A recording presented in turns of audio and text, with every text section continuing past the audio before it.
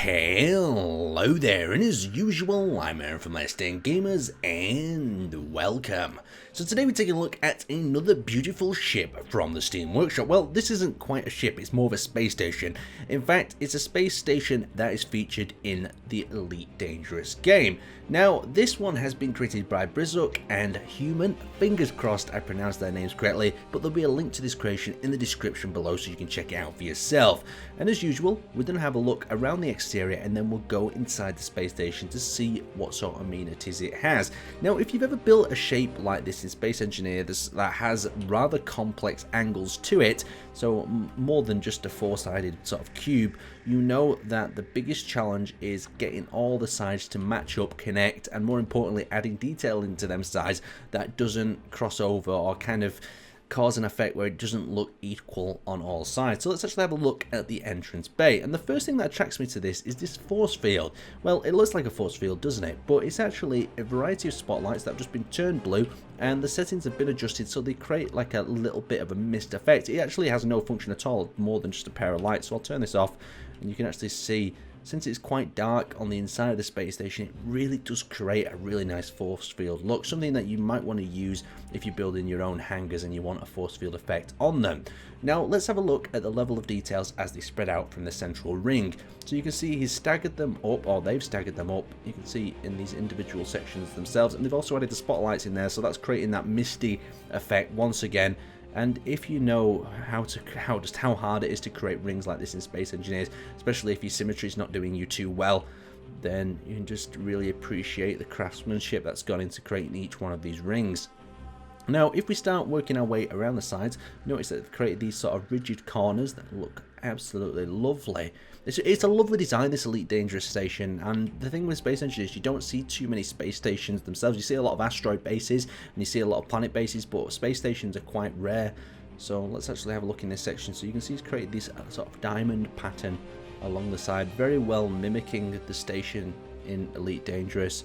You just really get a feel for it. You can see that there's some blocks that have been divided up into two different sections here to create the actual bit of ridging on the edge of the block. It's just quite nice to look at. It really does catch your eye. But what really excites me about the sides of this shape are these sort of cross type patterns that they've created. So basically what they've done here again is they've done the round segment that we saw near the entrance, but they've actually decided to rise this up. And if we actually have a look in here, we've got a number of lights. So the lights is what creating this strange sort of glow effect in various areas of the actual shape.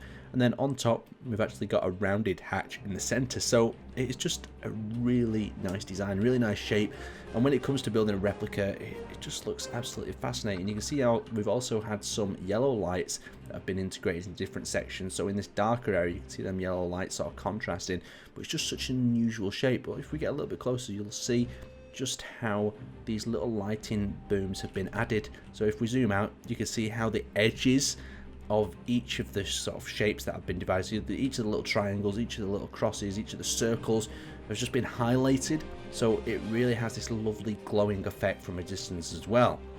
Right, let's pop inside and see what this station offers. Now, the first problem is that the doorway is quite small, so if I spawn my character in here, you can actually have a look at the size of the doorway. You might not be able to fit some of your larger ships, but you'll get a medium-sized ship in through here. But I reckon this is more designed for the smaller type ships that they have in Elite and Dangerous. So if we actually pop inside here, you can see we've got more of this lighting effect once again. So if we go back to a spectator, we'll be able to actually have a little bit of a brighter spectator light.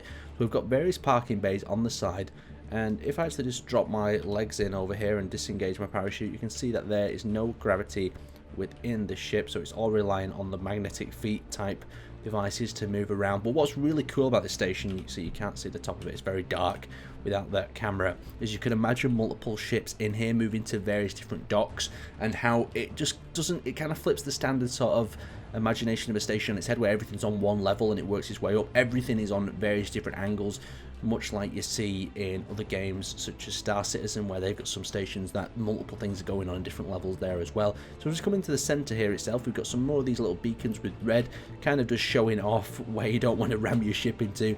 And then it moves into this central area where we've got more parking bays as well as a rotating type system.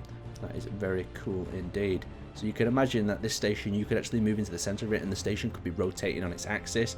And that would be quite cool. So if we move a little bit further up here, we can actually access the interior of the station itself. Oh God, where have I spawned my legs into? Let's see.